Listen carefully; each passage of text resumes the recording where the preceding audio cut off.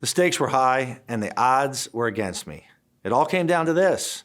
I could risk 11 years in prison and over $350,000 in fines, or I could accept the sweetheart plea deal. But to get out of jail free, I had to plead guilty.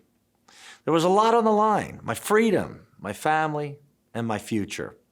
In order to understand why, I've got to back up over a year. I was with my son in Philadelphia praying in front of a Planned Parenthood. An escort approached us and started verbally harassing my 12-year-old son. I told him to back off, and when he continued to harass my son, I pushed him. Here's the thing. I had every right to defend my son, and the local authorities even agreed. One judge threw out the civil lawsuit brought against me. But the feds had a different plan for me.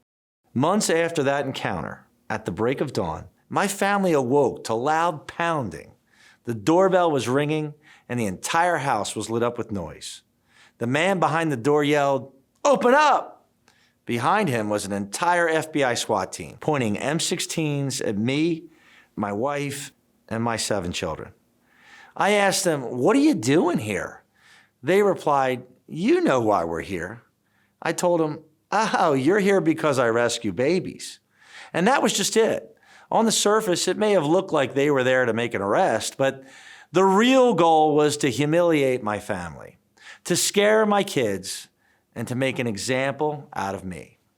They wanted to send a message that those who stand against the radical agenda of the state will be prosecuted. Fast forward 4 months to the eve of the trial.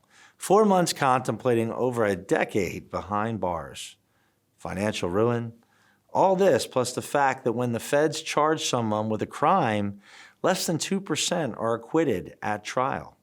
And then the prosecution offered me another option. A sweetheart plea deal. Plead guilty, no prison time, no fines, just a pinch of incense to the emperor, so to speak. As I sat there contemplating what I would choose, I was very aware that pleading guilty would be a lie. I couldn't stand the idea of bending the knee to what was obviously intentional intimidation from the federal government. But more than that, this case was so much bigger than me and my family's life. The SWAT team with their trucks and guns and the attorneys with their plea bargains were there to send a message to all of you. If I gave in and played it safe, the powers that be would go on and attack the next guy in line. And this time, they would have my guilty plea as a precedent.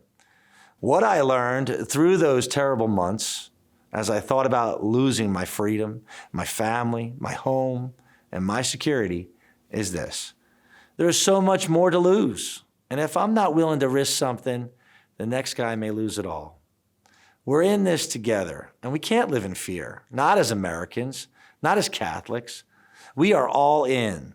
We can't back down, and we can't walk away. The only way to stop the bullies is to say, no deal.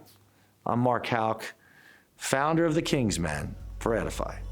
Thanks for watching this video. Be sure to hit subscribe and ring the bell so you don't miss another episode from EDIFY.